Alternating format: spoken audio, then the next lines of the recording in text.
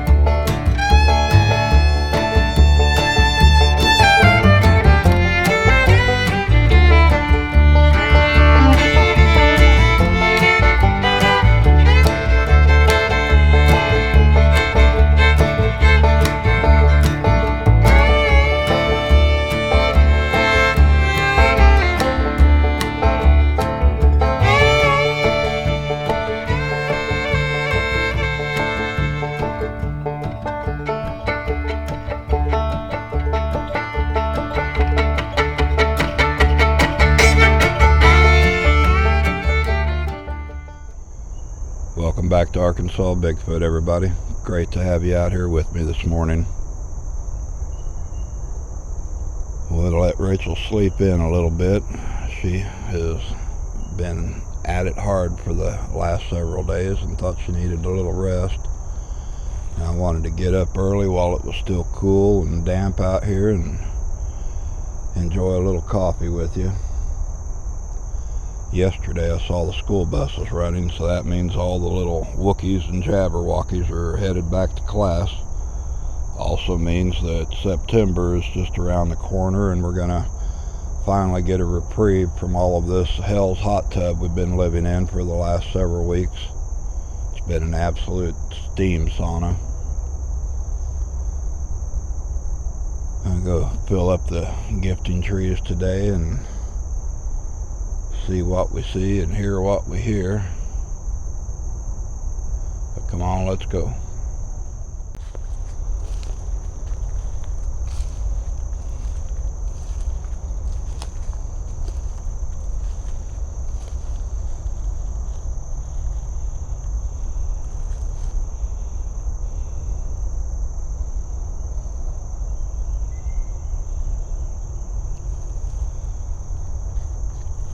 The other day I was reading through one of the posts that had been put up on our Facebook group, and it was talking about tracks that were found that were a little different than normal.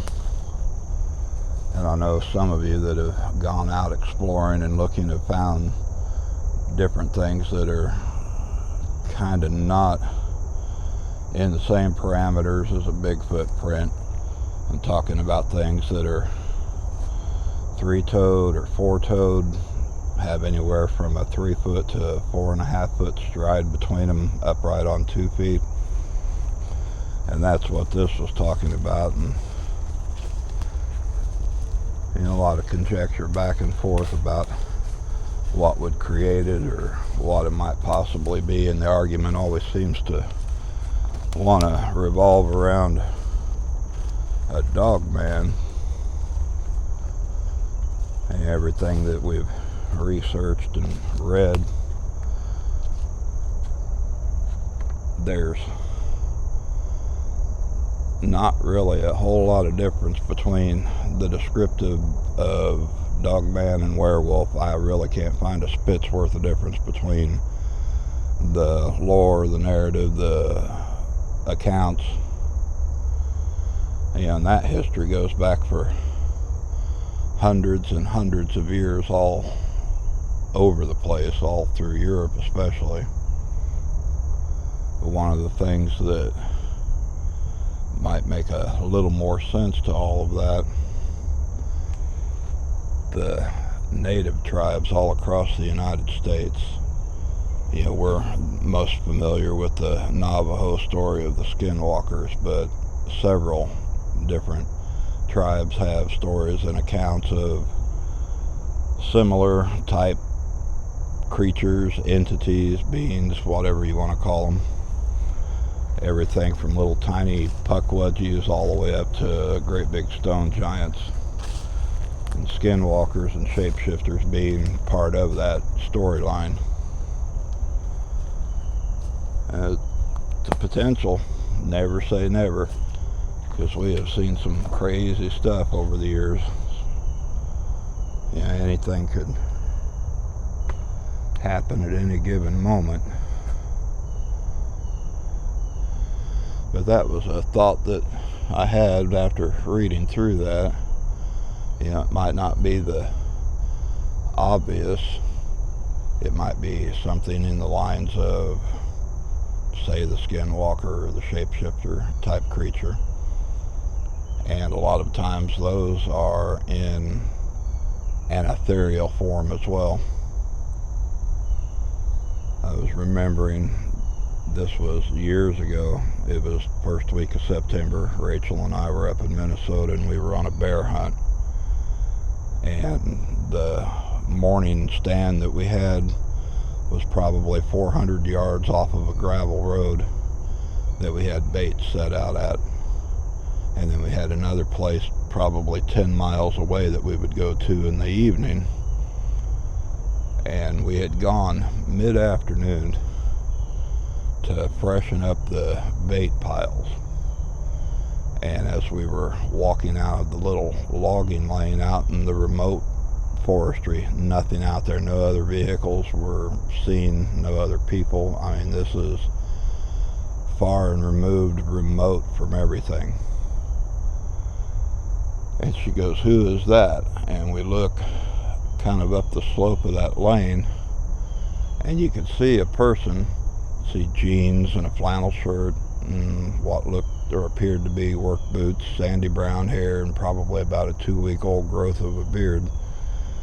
But a person walking slightly up that logging lane and then stepped off into the thick underbrush and disappeared. Now that might not seem strange or unusual in and by itself, but like I said, there were no other vehicles, no other hunters. This was remote and away from everybody else.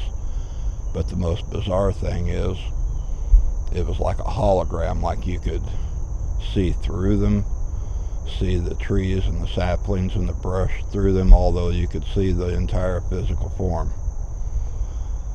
And we got up there, and sure enough, there were boot tracks on the ground. Weren't ours, but you know, file that in the unexplained cabinet, because we never did find any sign of any other human being parked up there or where they would have came from. Never made a sound, just walked across the lane and into the brush and disappeared. I'm not gonna say 100% that it was something supernatural, but everything about it felt that way. So, you know, weird things happen wherever you're at.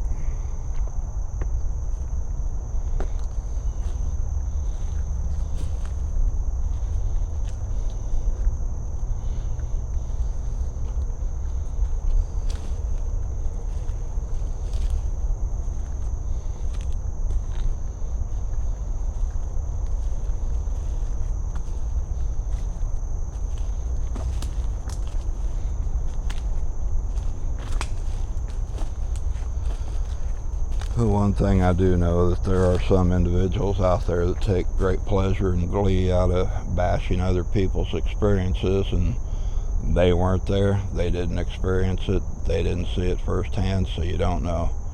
You can't armchair quarterback and call judgment on something you never experienced yourself. Keep an open mind, and anything is possible.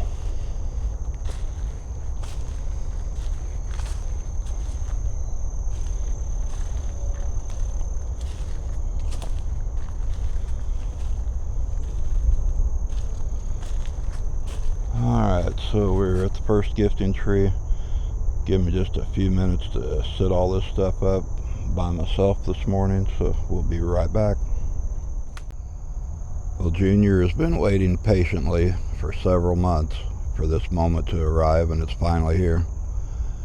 We told them that when we first started getting the different baby chicks and stuff, if they left the chicken yard and the hen house alone, we'd share some fresh eggs with them. And this past week, some of the young pullets have started laying their very first eggs. I've got some there, and I've got some more to take to the back end. But they have been true to their word. They haven't taken any of the birds or messed with any of that other than the big water pans up there. I've got a little bit of everything going on for them today. There's the fresh eggs. Right above that is a little taste of some peanut butter fudge, apple, and Vienna sausages, popcorn, a bag of dried cherries, some more moon pies. There's peanut butter, apples, and sardines down there. A bag of apple crisp fruit and some peanut M&Ms. I think he'll like that. And it looks like the sun's starting to peek through in a few places out here.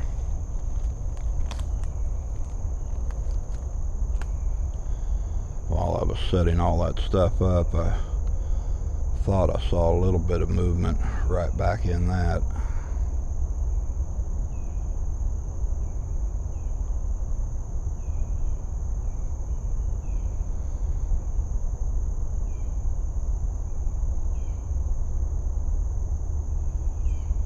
Well, let's go on and get this other tree set up, and then I can get back up to the house and get my chores done for the morning before it gets too hot.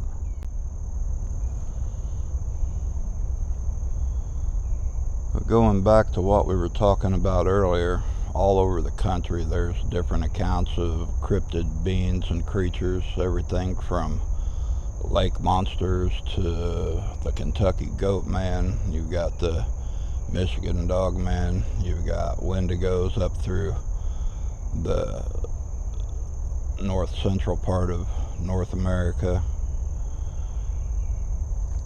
Just stuff everywhere. Not really going to count anything like a chupacabra, because to me that's no more scary than a rabid coyote, but there's stories of them. Little tiny forest creatures and puckwudgies, just you name it, the list goes on. Doesn't always have to be about Bigfoot and Sasquatch. There are more things out here than we could ever realize if we give the time and attention to notice and look.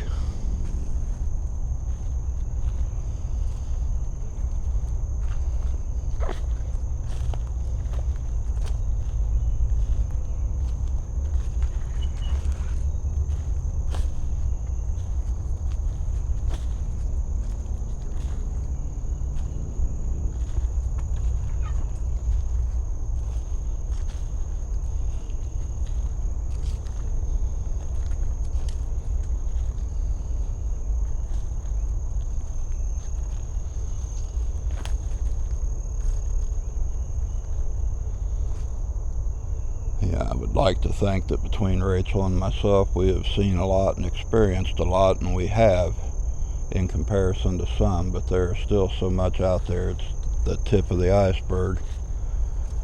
I had 30 some years exploring and delving into the paranormal and cryptids, and you encounter a lot of crazy stuff.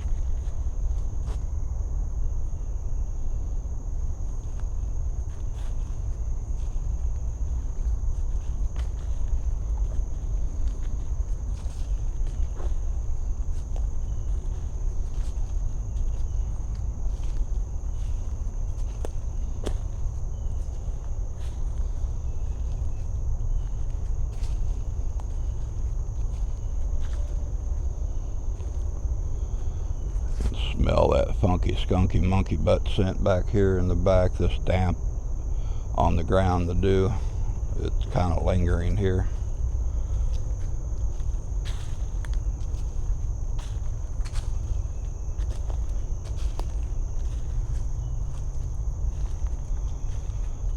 Rachel came out the other afternoon and brought some things out here, so I know by that first tree that they've still been hitting all of it up because all of that was gone. It looks like this one is kind of strewn about. Let's see what's going on with that. I don't know if they left the popcorn or what they've done.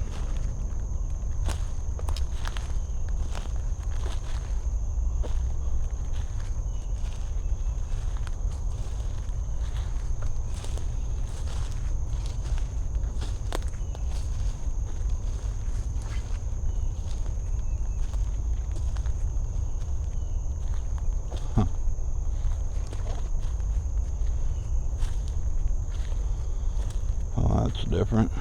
First time I've seen them do that. That was the bag that the apples were in. I placed it back up over this limb here and left it.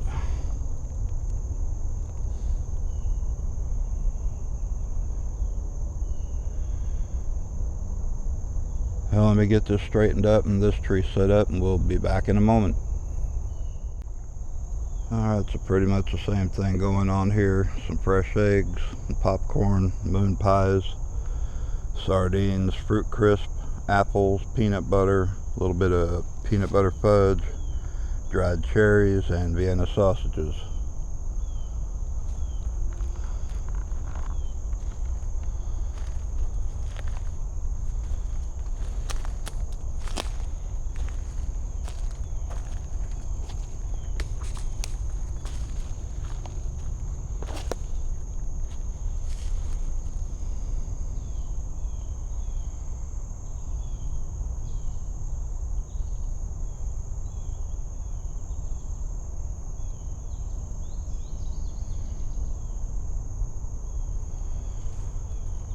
I'll go on over there and bang the rocks and get out of the woods and let them have at it before it gets too warm out here and they lay up for the day.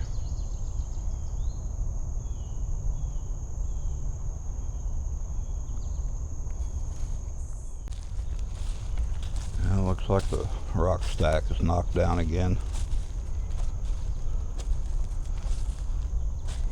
It's the last 3 times that's been like that. And so they must be clacking on them thinking the food bucket's going to arrive. That looks pretty much the same.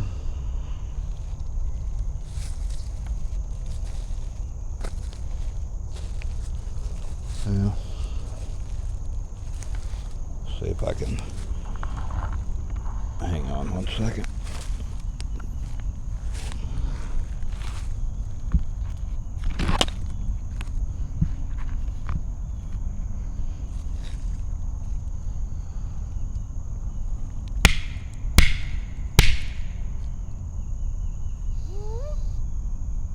We'll come on and get it, buddy.